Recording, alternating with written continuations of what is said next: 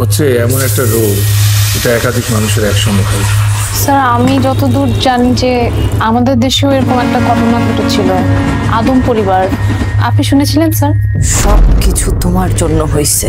তুমি একটা কাপুরুষ। আম্মা, তুমি বাম হাতে কাঁদছো কেন? গত 72 ঘন্টায় 1 মিনিটও ঘুমাইতে পারিনি। আমি অনেক কষ্টে আছি হুমায়ুন।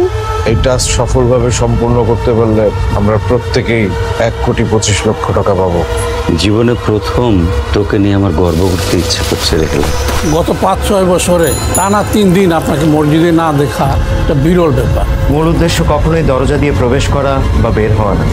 মূল উদ্দেশ্য হচ্ছে দরজাকে রক্ষা করা। আপনার দাদিকে মেরে ফেলবেন।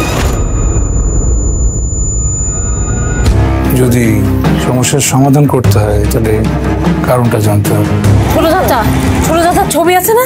শুভ আমাকে একটা ট্যাবলেট দিছিল, বলছিল করা জিনিস।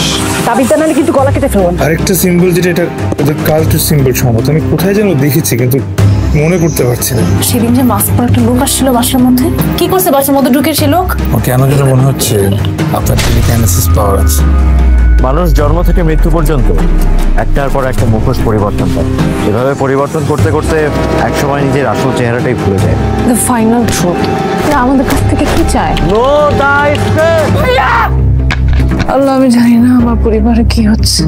তুমি সবাইকে শয়তানের আসর থেকে রক্ষা করো।